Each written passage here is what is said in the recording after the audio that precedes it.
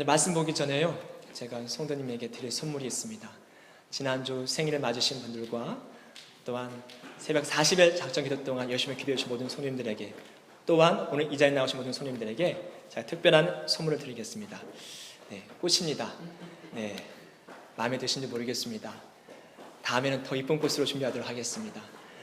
새벽 40일 동안 열심히 기도해 주신 손님께 다시 한번 감사드리고요.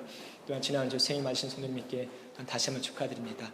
우리 앞뒤에 좌우 계신 분들 한번 인사하겠습니다. 성도님은 세상에서 가장 좋은 귀한 분이십니다 라고 한번 인사하시겠습니다.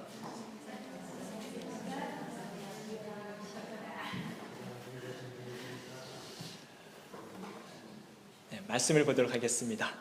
말씀은요, 데살로니가전서 5장 16절로 18절 말씀입니다. 성경 말씀 보도록 하겠습니다. 신약성경 332쪽에 있습니다. 데살로니가전서 5장 16절로 18절 말씀입니다.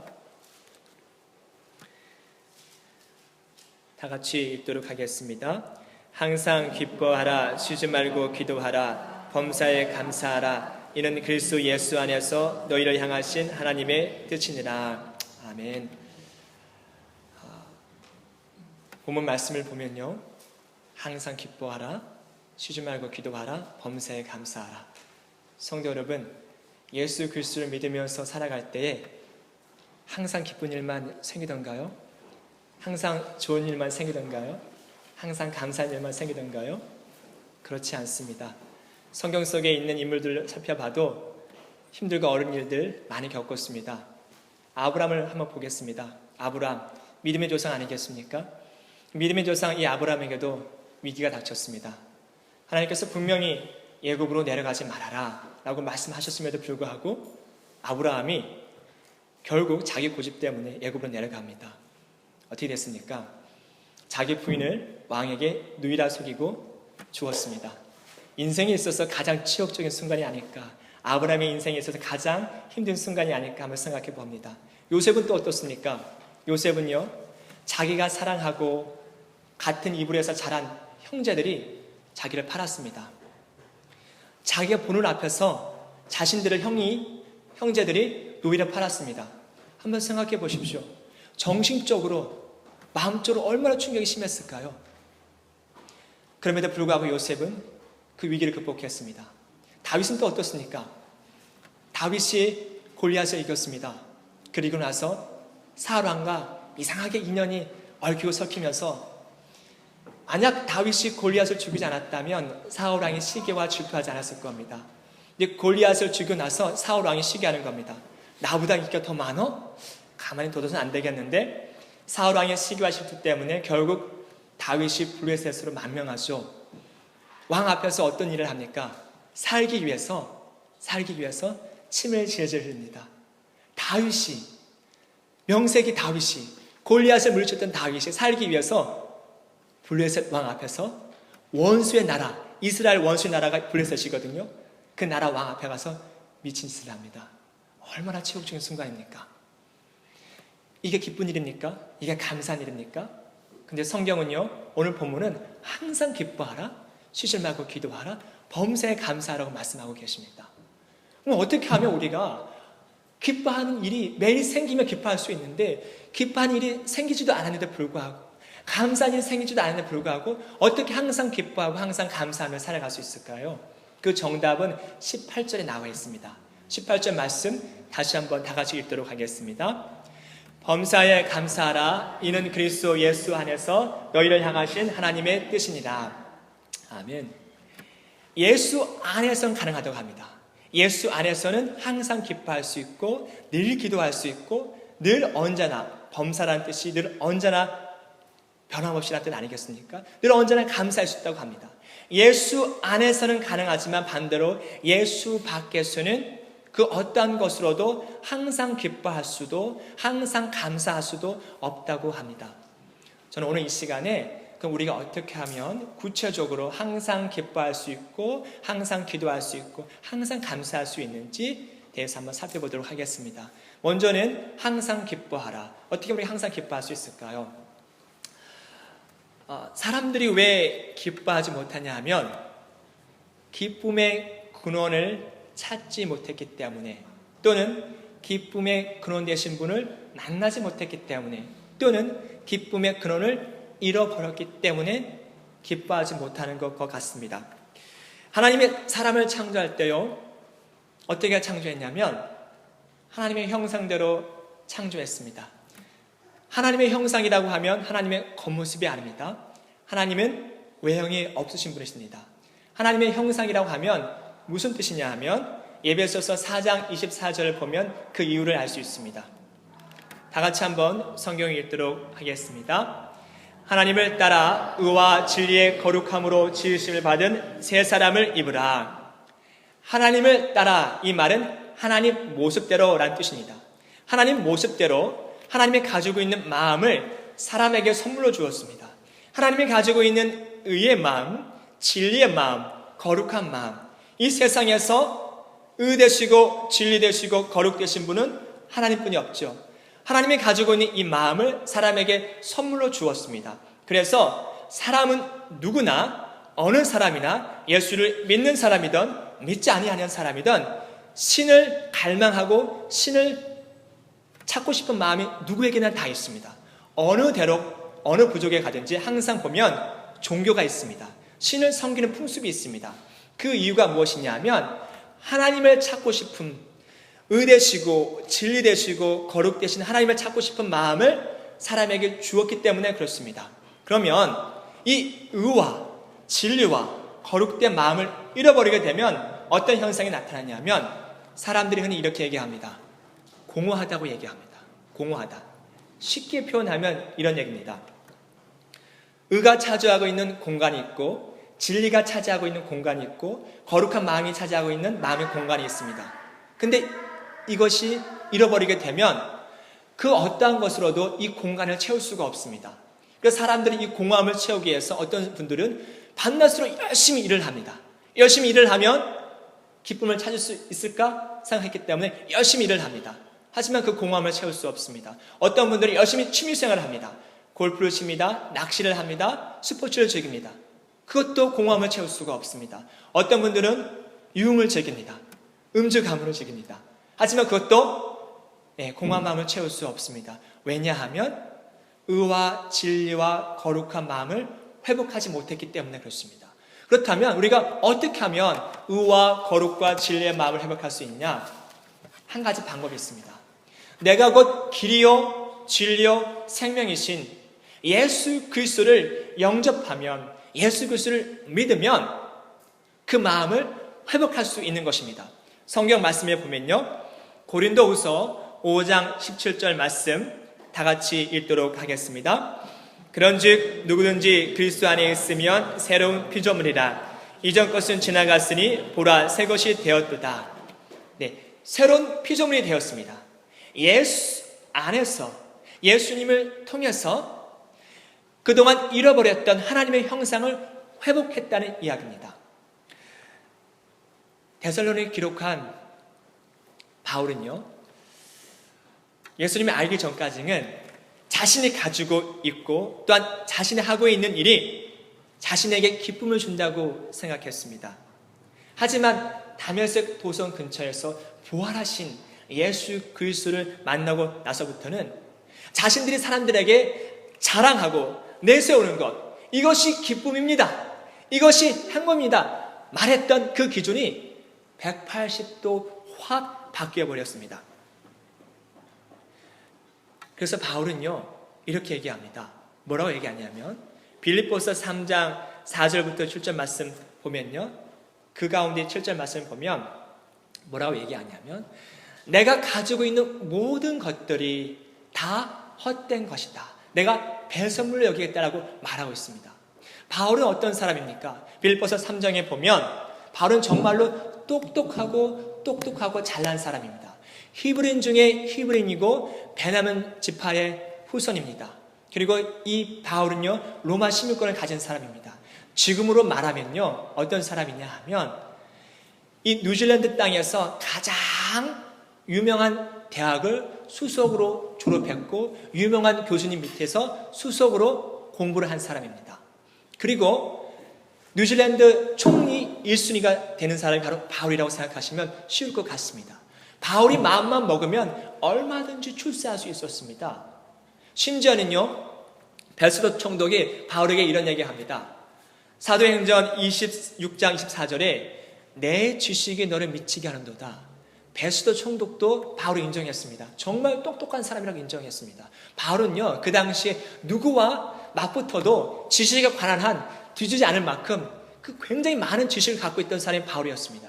근데 이 바울이 정말 잘났고 자랑거리가 많은, 정말 똑똑하고 누가 뭐라 해도 잘난 그 바울이 예수 그리스도를 만나고 나서 모든 것을 배설물로 여겼습니다.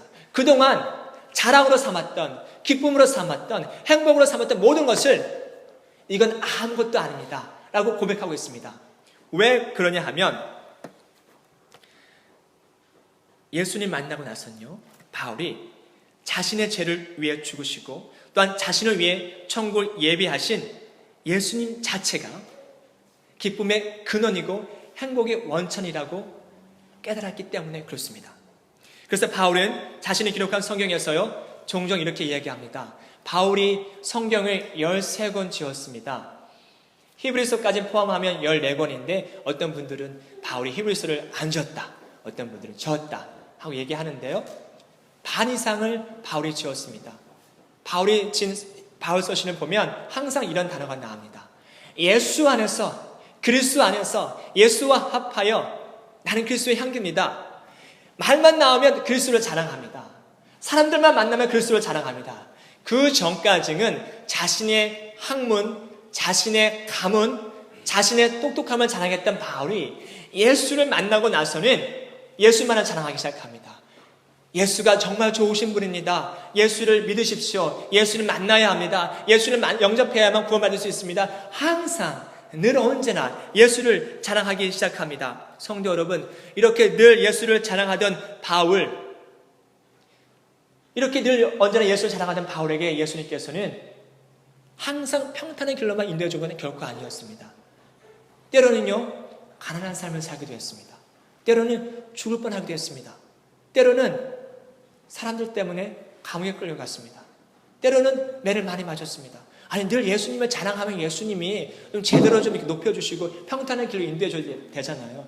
근데 바울은 정말 다른 사람이 겪지 못한 여러 가지 일들 많이 겪었습니다. 그럼에도 불구하고 바울이 불평하지 아니하고 원망하지 아니하고 죽을 뻔했음에도 불구하고 감옥에 갔음에도 불구하고 매를 맞음에도 불구하고 폭풍으로 만났음에도 불구하고 늘 사람 만날 때마다 또 예수를 자랑하고 예수를 증거하기 시작합니다. 왜 바울이 이렇게 늘 예수님을 증거하고 자랑했냐 하면 기쁨의 근원이시고 행복의 근원이시고 온 우주 만물을 다스리시는 예수님이 늘 자신과 함께 동행하며 살아간다는 것이 바울에게는 너무나 행복했기 때문에 그렇습니다.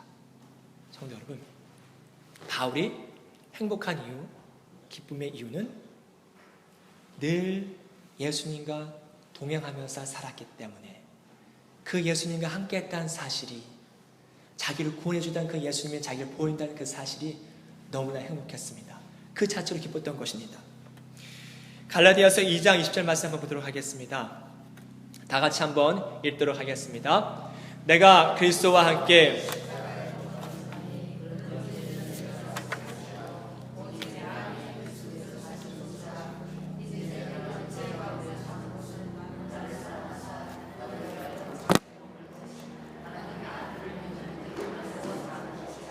네, 바울은 그리스도 안에서 오직 내 안에 그리스도께서 사신 것이다. 오직 내 안에 예수님이 함께한다. 그것이 기쁨이었고 그것이 행복의 근원이었습니다. 성도 여러분, 바울이요, 순교하기 3, 4년 전에 빌립보서를 기록합니다. 빌립보서 4장 19절에 이런 말씀이 있습니다. 잘 들어보십시오. 빌립보서를 기록할 때 바울이 자신의 과거를 돌아보면서 기록한 성경입니다. 나의 하나님이 그리스도 예수 안에서 영광 가운데 그 풍성한 대로 너희 모든 쓸 것을 채우시리라. 다시 한번 읽어드리겠습니다. 나의 하나님이 그리스도 예수 안에서 영광 가운데 그 풍성한 대로 너희 모든 쓸 것을 채우시리라. 지금까지 예수님은 바울과 늘 동행하면서 바울이 필요한 모든 필요를 채워주셨습니다. 바울이 힘들고 어려울 때에도, 바울이 괴로울 때도, 죽을 뻔할 때도 바울이 과거를 돌아보면서 회상했어요. 그때 정말 힘들었지. 그때 정말 억울했지. 그때 정말 괴로웠지. 회상하면서 그때 내가 어떻게 이겼더라? 가만히 생각해 보니까 그 순간에도 예수님은 자신을 도와주었어요. 어떻게 도와줬냐? 필요한 만큼만 준 게 아니라 풍성하게 채워주셨어요. 그 경험을 바탕으로 바울이 믿는 성도들에게 이렇게 당부합니다.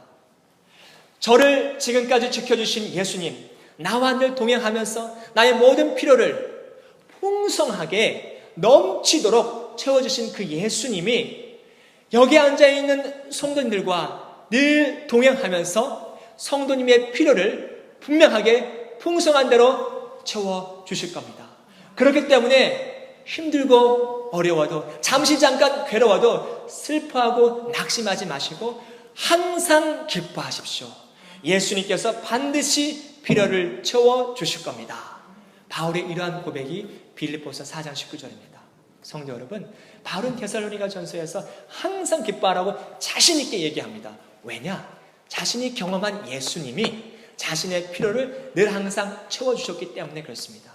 그러므로 성도 여러분, 나와 늘 동행하시는, 나와 늘 함께 하시는, 나의 모든 필요를 채워주신 예수님이 나와 함께함으로 늘 어떠한 상황 속에서도 항상 기뻐하는 손님 되시기를 예수 그리스도님을 간절히 축원합니다. 두 번째, 쉬지 말고 기도하라. 이 말이 무슨 말일까요? 우리가 어떠한 상황 속에서 기뻐할 수 있는 이유는 전능하신 예수님이 나의 모든 필요를 채워주기 때문에 기뻐할 수 있는 이유가 생겼습니다. 그러면 예수님이 다 알아서 채워주기 때문에 나는 이제 아무것도 하지 않아도 되는 거냐? 두 손 두 발 다 내려놔도 되는 것이냐? 절대 그것은 아닙니다. 내가 해야 할 일이 있습니다. 내가 해야 할 일이 무엇이냐 하면 바로 기도입니다. 예수님은요, 내가 기도하지 않아도, 내가 부르짖지 않아도, 내가 간구하지 않아도 내가 필요한 건 다 알고 있습니다. 내가 원하는 것, 내가 꼭 있어야 할 것, 누구보다도, 나 자신보다도 더 잘 알고 있습니다. 그럼에도 불구하고 예수님은 우리에게 뭐라고 말씀하시냐면 너희는 꼭 기도해야 된다고 말씀하고 있습니다. 왜 기도해야 하느냐? 그 이유가 요한복음에 나와 있는데요. 요한복음 14장 13절부터 14절 말씀 다 같이 읽도록 하겠습니다. 너희가 내 이름으로 무엇을 구하든지 내가 시행하리니 이는 아버지로 하여금 아들을 인하여 영광을 얻으시게 하려 함이니라. 내 이름으로 무엇이든지 내게 구하면 내가 시행하리라. 아멘. 13절에 구하든지 내가 시행하리니 14절에 내게 구하면 내가 시행하리라. 시행한다는 것은 이루어주겠다, 응답하겠다는 이야기입니다. 근데 전제 조건이 있죠. 구하면, 내가 먼저 기도하면, 간구하면, 부르짖으면 그 다음에 내가 주겠다라고 말씀하고 있습니다. 성도 여러분, 기도라는 것이요, 무엇이냐 하면 예수님, 저는 아무것도 할 수 없어요. 제 능력으로는 이 질병을 치료할 수 없어요. 제 능력으로는 이 문제 해결할 수 없어요. 제 능력으로는 이 어려움 해결할 수 없어요. 하지만 예수님 할 수 있잖아요. 예수님 도와주세요. 예수님의 전능함을 인정하고 고백하는 것이 기도입니다. 예수님은요, 우리가 늘 기도하기 원하십니다. 우리가 늘 대화하기 원하십니다. 성도 여러분, 솔직히 한번 생각해 보십시오. 만약에 기도하지 않아도 예수님이 다 알아서 척척척 내 필요를 다 채워주신다면 이 세상에서 기도할 사람 몇 사람이나 될까요? 아니, 기도하지 않아도, 예수 이름 부르지 않아도, 예수 이름 찬양하지 않아도 예수님 다 알아서 줘요. 그러면 사람들이 더 열심히 기도할까요? 더 열심히 기도하지 않을까요? 아마 모르긴 몰라도 10명 중에 9명은 예수님 기억하지 못할 거예요. 예수님이 왜 우리에게 기도하라고 말씀하냐면 우리와 대화하고 싶어서, 한마디라도 더 대화하고 싶어서. 이 기도를 안 시키고 그냥 무조건 채워주시면 사람들이 예수님 곁을 떠날까봐, 예수님을 모른다고 할까봐, 그래서 예수님이 기도를 시키시는 겁니다. 더 자세한 것을 보기 위해서는 신명기 4장 7절에 보면 이런 말씀이 있습니다. 우리 하나님 여호와께서 우리가 그에게 기도할 때마다 우리에게 가까이 하신 것 같이 그 신이 가까이함을 얻은 나라가 어디 있느냐. 네, 기도할 때마다 우리에게 가까이 하신다. 아시겠죠? 왜 기도를 시키냐면 우리와 가까이 하고 싶어서, 우리와 이야기하고 싶어서. 그러므로 성도 여러분, 성도님이 필요한 게 있으시다면 늘 예수님과 동행하고 있지 않습니까? 그 예수님께 기도하십시오. 그 예수님께 간구하십시오. 그러면 그 예수님께서 풍성한 대로 채워주시겠다고 말씀하고 있습니다. 그런데요, 마귀가 기도하는 우리를 가만 놔둘까요? 기도하는 자리에 가려는 우리를 가만 놔둘까요? 5월달에 제가 예수님이 받은 3가지 시험에 대해서 설교한 적이 있습니다. 그 설교를 다시 한번 생각해 보십시오. 첫 번째 시험이 뭐였냐면 돌이 떡덩이가 되게 하라. 40일 금식 후입니다. 마귀가 예수님을 시험하는데 돌을 만들어서 떡으로 끼니를 채우십시오. 허기를 달리십시오. 마귀가 그렇게 유혹합니다. 성도 여러분, 40일 중간이었다면 예수님이 그 말 그대로 행했다면 죄가 되는 거죠. 근데 금식 중간이었으니까. 그런데 분명히 성경에 보시면 40일 금식 후입니다.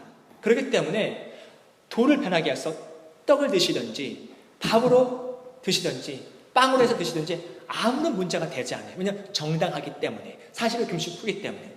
그럼에도 불구하고 예수님은 마귀에게 뭐라고 말씀하시냐면 사람이 떡으로만 살 것이 아니요 하나님의 입으로 나오는 모든 말씀으로 살 것이냐라고 말씀하고 있습니다.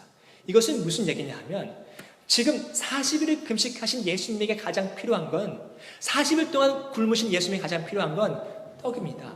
밥입니다. 누구보다도 배고프셨습니다. 예수님은요, 사람의 몸을 입고 있었기 때문에 사람이 느끼는 배고픔, 슬픔 다 느끼셨습니다.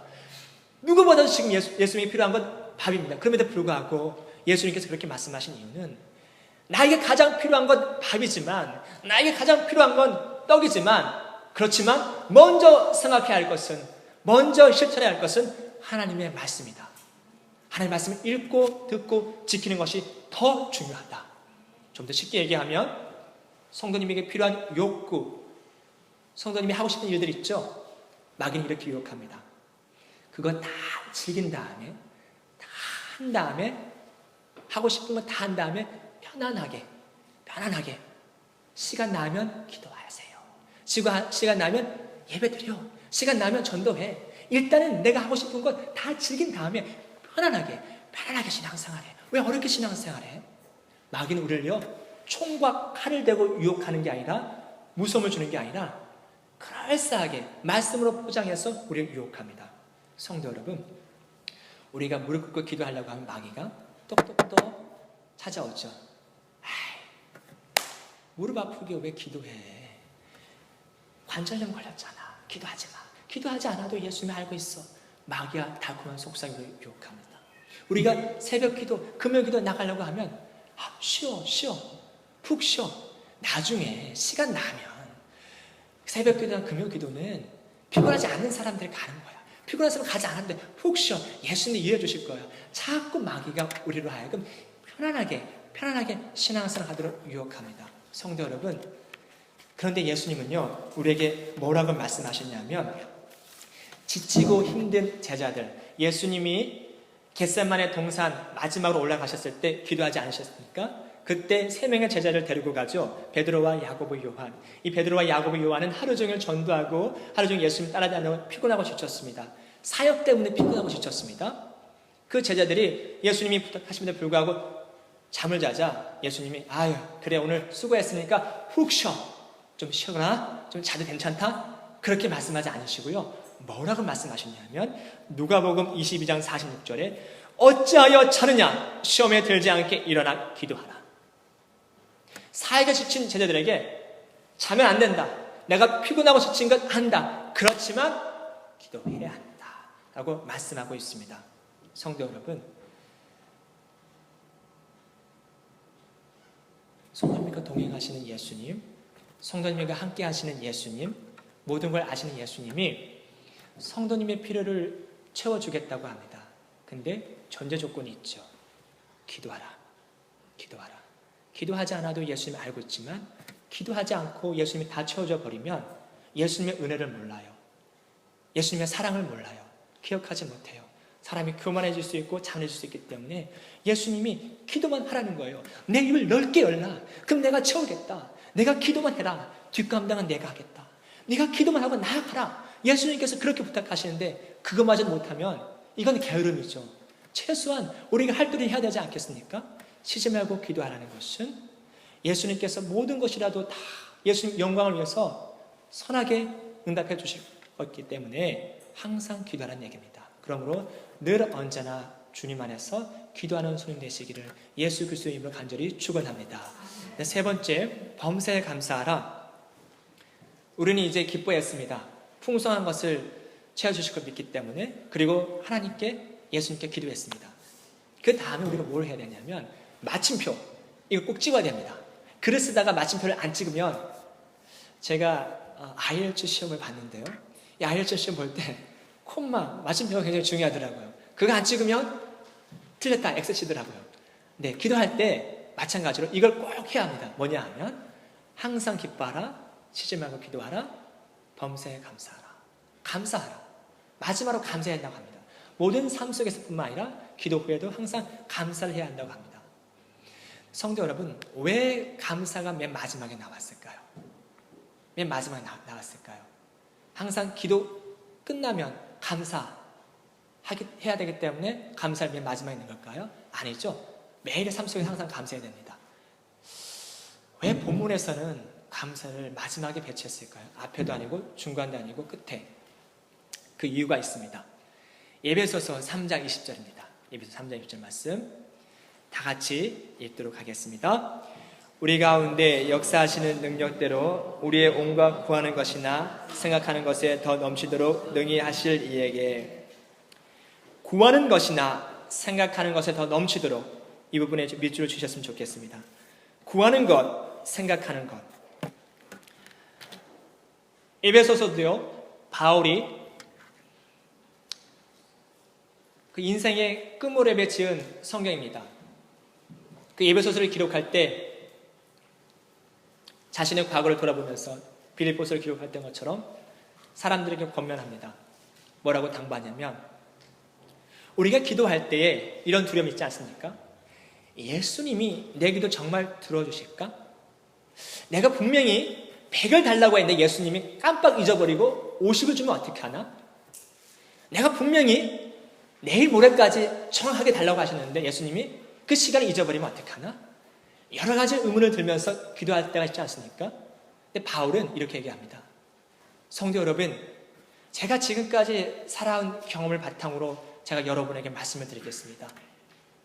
제가 기도한 것보다 예수님은 항상 더 넘치도록 채워주셨습니다. 우리 예수님은 째째한 분이 아니십니다. 우리 예수님은 없는 분이 아니십니다. 나는 10을 달라고 했는데 예수님은 저에게 20을 주셨습니다. 예수님이 나에게 10 이상 항상 풍성하게 채워주셨습니다. 그 예수님께서 오늘도 성도님에게 채워주실 겁니다. 성도님이 기도하실 때에 두려워하지 마십시오. 염려하지 마십시오.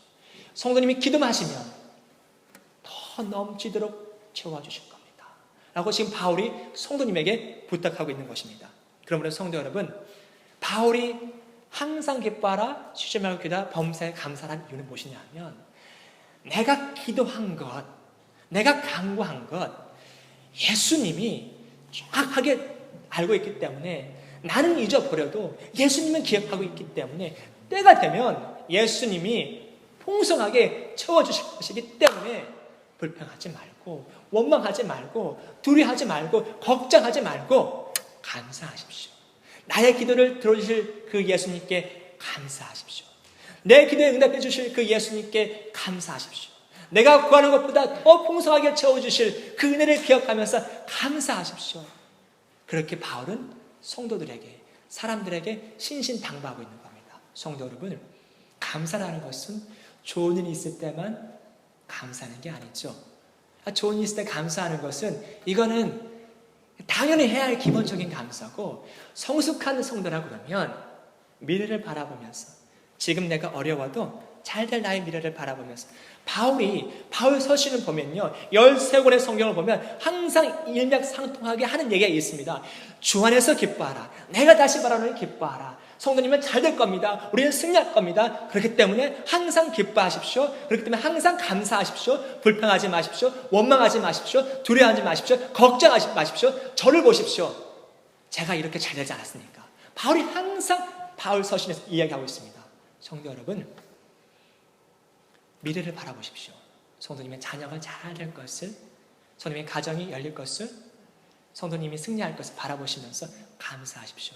이것이 바울이 우리에게 지금 부탁하고 있고 강구하고 있는 감사해야 하는 이유입니다. 말씀을 맺도록 하겠습니다. 제가 파란 글씨로 외치면 성도님들이 검은 글씨를 이야기하면 됩니다. 예를 들면 항상 기뻐하라. 그럼 성도님들은 그 뒤에 얘기만 하시면 됩니다. 쉬지 말고 기도하라. 그럼 그 뒤에 얘기만 하시면 됩니다. 범사에 감사하라. 그럼 그 뒤에 얘기만 하시면 됩니다. 해보겠습니다. 항상 기뻐하라. 쉬지 말고 기도하라. 범사에 감사하라. 한 번만 더 해보겠습니다. 기억하십시오. 항상 기뻐하라. 쉬지 말고 기도하라. 범사에 감사하라. 그러면 성도 여러분, 어떠한 상황 속에서도 바울이 고백했던 것처럼 항상 기뻐하고 쉬지 말고 기도하고 범사에 감사하는 성도님 되시기를 예수 그리스도의 이름으로 간절히 축원합니다.